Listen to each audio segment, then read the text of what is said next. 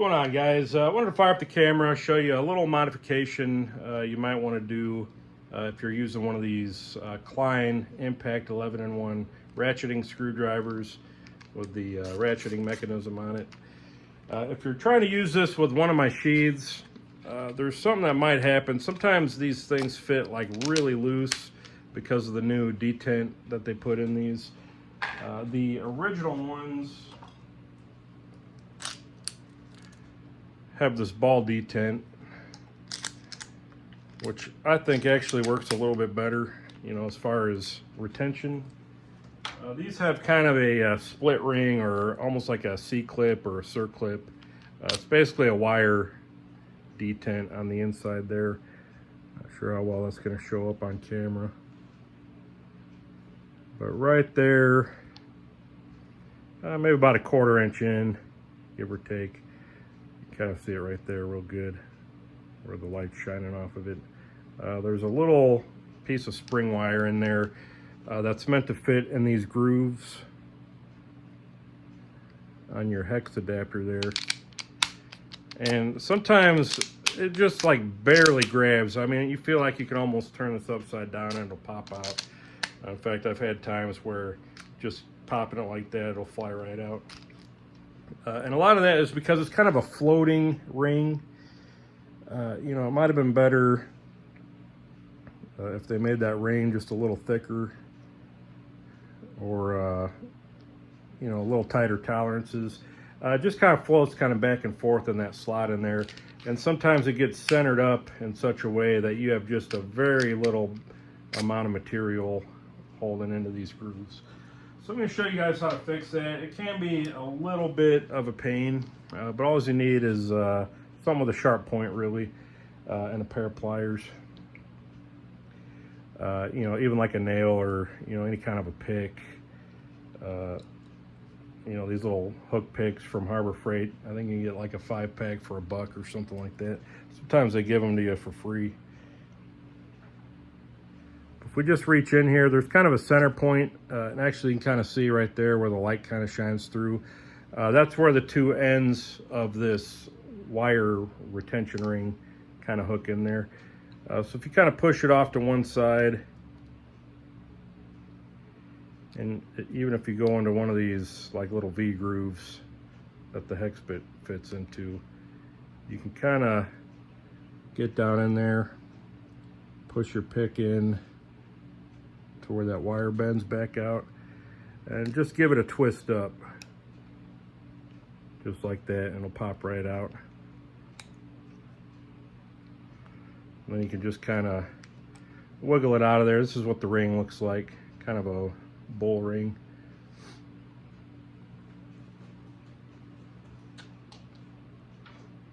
And now if we take this guy, you can kind of see it's just like a very loose fit over this larger 3/8 socket. Obviously you want that to fit somewhat loose, so this will go down in there, but then that slides over all these chamfers down into those bits. What we're just going to do, we're just going to try to close that circle up a little bit. And actually, if you got a couple pairs of pliers, this will probably make it easier. We're just going to hold it,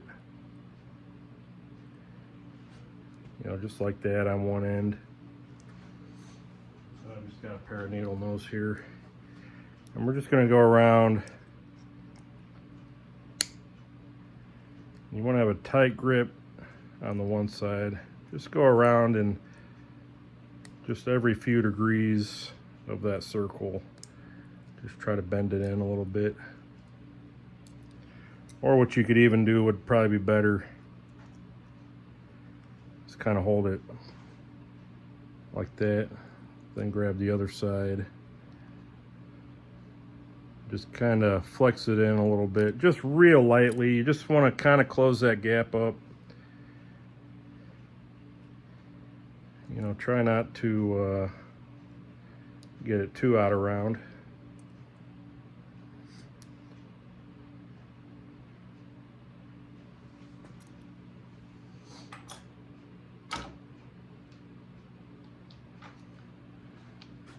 And we're just going to test it over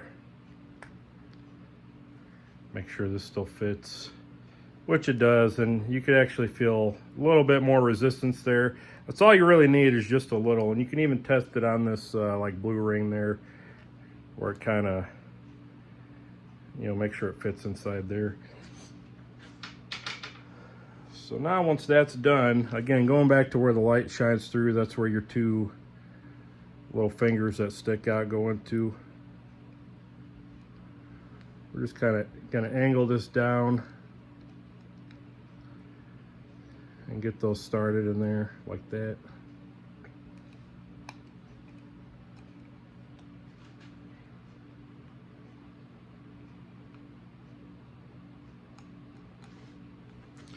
And it almost kind of wants to find its own self. Once it starts going in that groove, you can take your pick or your pliers and just kind of work around the inside. Just make sure it doesn't twist past that groove.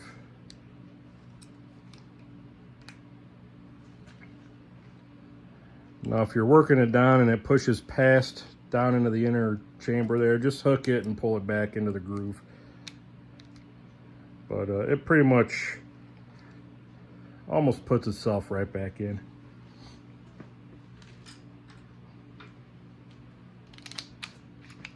And now we're just going to make sure the bigger side fits in well. Smaller side, it'll kind of drop in regardless. But now,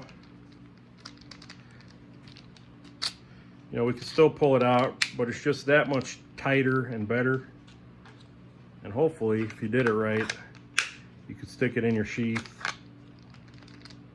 and nothing pops out anymore.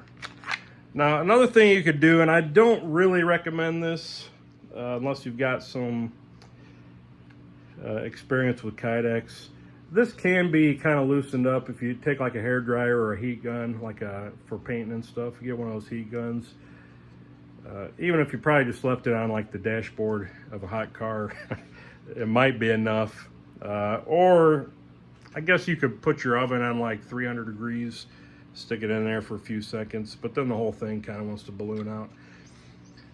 If you hit that just with like a concentrated heat source, you can soften this up a little bit and kind of mold it out. You know, so what you could do is probably stick your screwdriver in, hit this a little bit with a heat gun, and then press it between. If you got some foam, like a yoga mat, works really well.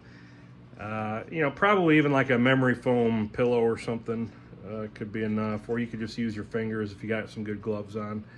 You can kind of remold that and loosen it up a little bit, but just bending that little circlip in there just a little bit, I think will be enough. Yeah, it's kind of a pain, but again, these, unfortunately, this sheath really wasn't designed for the screwdriver. It's just kind of a happy accident that it works. But yeah, as you can see, I mean, I'm putting it in and out, no problem. Just that little bit, squeezing that ring in, that'll fix your retention issues. And personally, I think it's better to do that anyway, because, you know, God forbid you're up on a scaffold somewhere and you pull this out, even just a regular tool belt, and this guy falls out. I mean, sometimes this thing, it was so loose, it just want to like come right out as soon as I picked it up. You know, now, you know, it still comes out easy, you know, 2 fingers. But just that little bit of deformation on that spring, and you know, we're good now. Nothing wants to fall out. So I hope that helps, guys. Again, you can, you know, kind of modify the fit on the end of this, but then you're kind of risking not fitting as well on, you know, this guy if you want to change things up, because this is just a little bit smaller head, which, by the way, is really the only difference. Is just, you know, the angles are kind of the same, but the width is just a little bit different. So you get just that difference enough of a fit that because of how loose they kind of designed that, you know, it falls out sometimes. But other than that, you know, this actually fits really well in there, and even better, again, once you get that spring going. So So I hope that helps, guys. I don't know how many people were having that issue. I've had at least one message from a customer that was asking for some advice on that. I kind of actually meant to make this video earlier. It's something I kind of noticed as soon as I got this thing, was kind of how loose that retention was. It's something I wanted to fix anyway. You know, I love Klein tools, but you know, nobody's perfect, right? So hopefully that'll take care of any issues if you guys are having that same problem where every time you pop it in the sheath it wants to fall out. Yeah, it's perfect now. So any questions, guys, leave them below. Comments, feedback, criticisms, I appreciate all of it. I think we're long enough, right at 11 minutes here. So if that helps you, let me know. If it frustrates you, I'm sorry about that. But that's it, guys. We'll see you on the next video.